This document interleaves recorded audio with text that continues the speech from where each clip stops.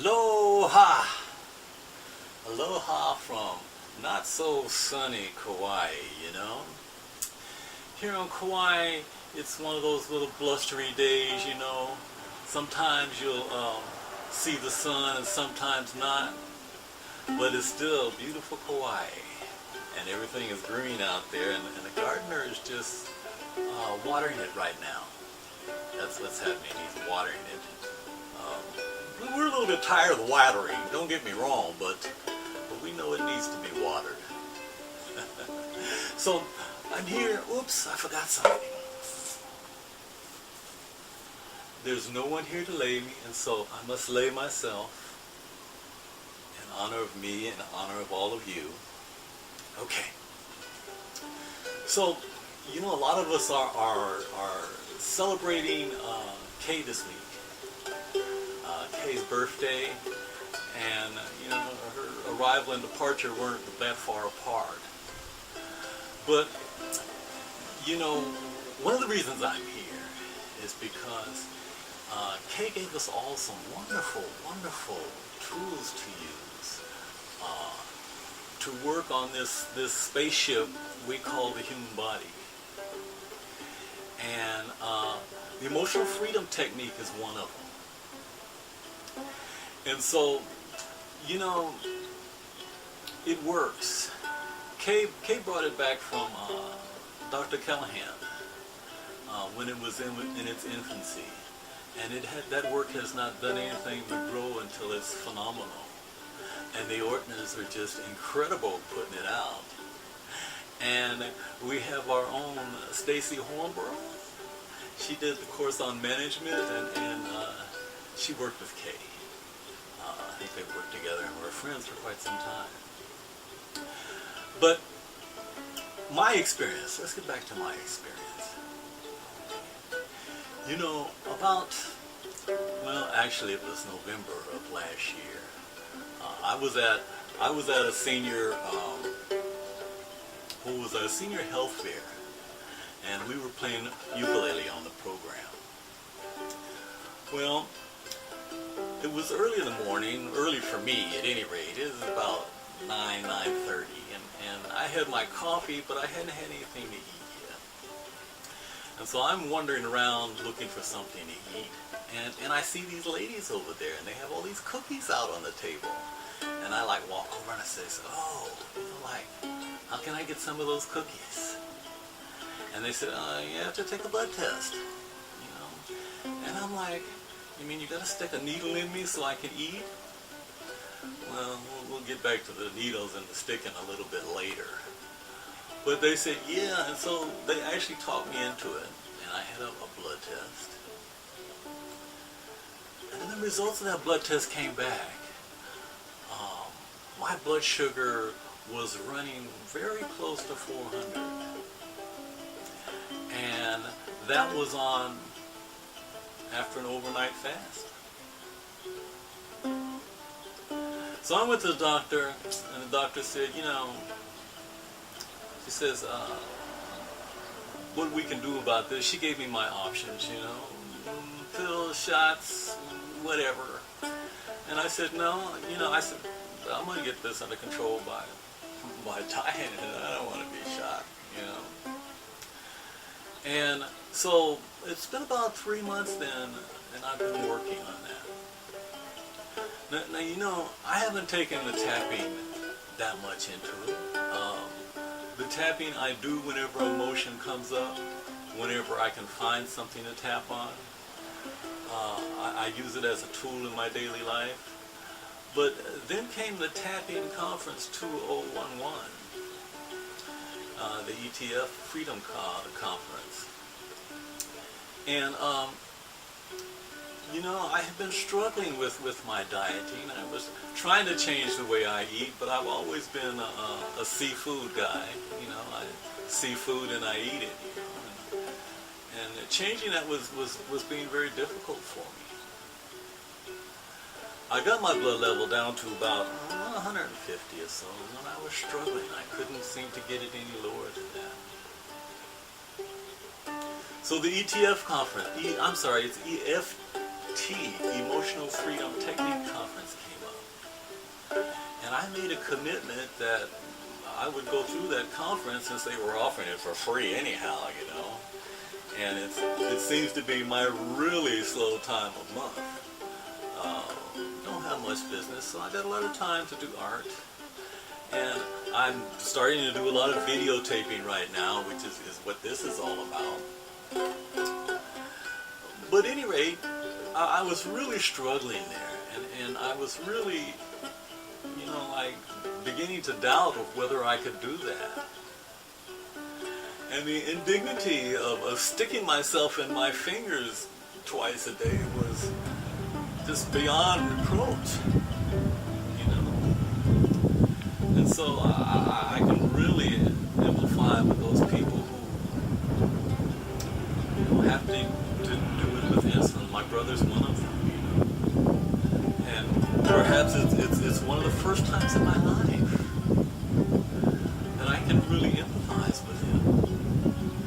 Because I've never been sick before. I've never had a life-threatening illness. I've never had a life-threatening anything. Oh well, enough about my bland life.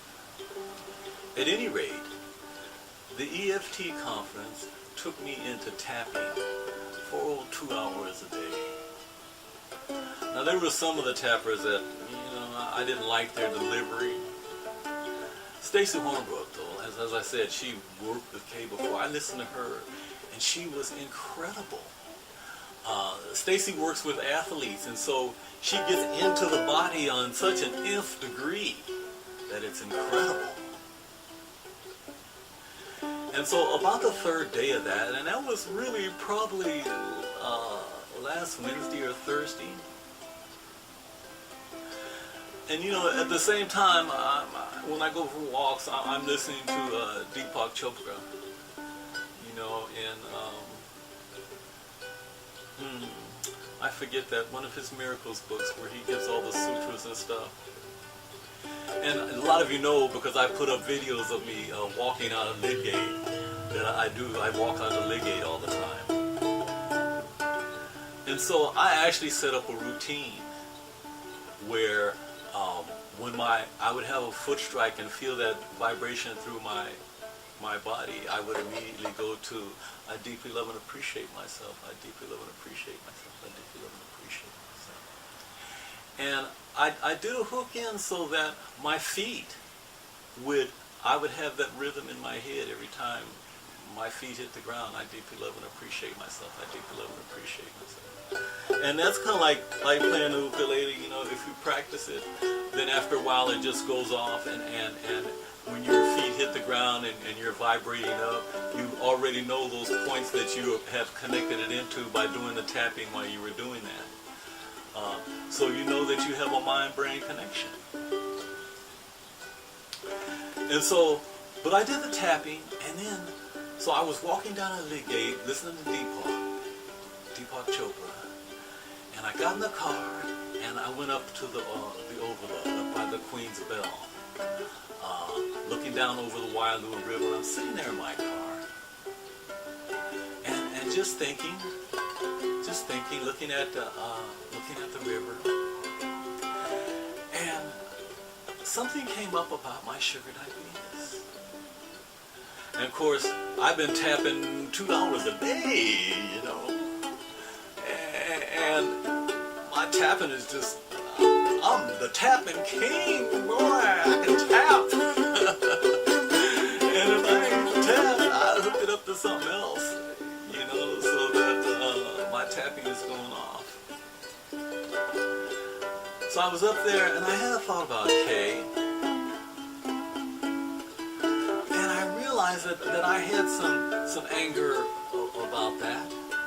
As far as I was concerned, she wasn't supposed to leave yet, you know. But as I sat up there and I began to tapping, just thinking of Stacy and her incredible routine that I couldn't even hope to follow. And I tapped, and you know, I begin to have this incredible release over my body. And I'm having a release right now. Either I'm being touched by the gods, either way. But, you know, it felt like, you know, if you take that nicing and you get that rush, that blood rush, it was like that, except it was amplified and it was so smooth. And it was almost like I could see the emotions leaving my body. Well, you know, I told you I'd been stuck with this 150 for the last month and a half. And I had begun to desire about being able to really conquer this sugar diabetes condition. The next morning, my blood sugar level was 95. And I'm going to tell you that's hugely significant. Normal is, they say, 110 to 140, and here I was over at 150, you know, all the time, and going up from there. And so immediately I sent an amazement, and I said, you know, the damn blood meter it must be wrong, you know. And so was I willing to stick my finger again and find out? Well, I was. Okay. No, the blood meter, it wasn't wrong. At least it was twice in the same row. And I said, oh my God, I've never got my blood sugar down that low. I immediately went to tapping. I deeply love and appreciate myself. I deeply love and appreciate myself. I deeply love and appreciate myself. Blood sugar level 105. Blood sugar level 95. Blood sugar level 95. And the reason I wanted to do that is because if I could anchor in what my blood sugar level was, then I had a basis for muscle testing again, which I wasn't able to do because my body was used to something that was abnormal. And so for like 3 days, 4 days, the 5th days, I kept getting these low blood sugar readings. Now, a blood sugar reading of 95 for me means I'm sleepy and don't want to get up, you know. But I understand that my body's not used to being at that blood sugar level. And so I'm almost vegan, but not quite. I really do like meat a lot, okay? But here I was, and I began to 24 minutes. So I'm taking up a little bit of time here telling this story, you know, and so it took me a couple of days to recognize my own miracle and to begin implementing once again and cementing in new realities in my life. And all of a sudden I'm not having those before bed cravings. And I really put it to my intense time with ETF, my intense want not to be sick, to be healthy.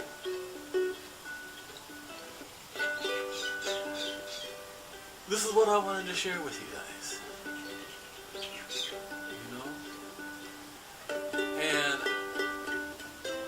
thanks to Kay for the inspiration that she was in my life. Thanks to my children and my grandchildren, who love me dearly and I love them also. Thanks to you guys, the 80% of the people in my life that came through me and through Kay, through some connection with my lovely, lovely, lovely love. And so this is Aloha from the Garden Island. And we'll see how this turns out, you know. I need to do some sharing. Actually, I need to be writing and sharing. But, you know, this writing deal is so much easier. I got so many cameras around. I'm so blessed that I have a profession like this. Oh, no, yes!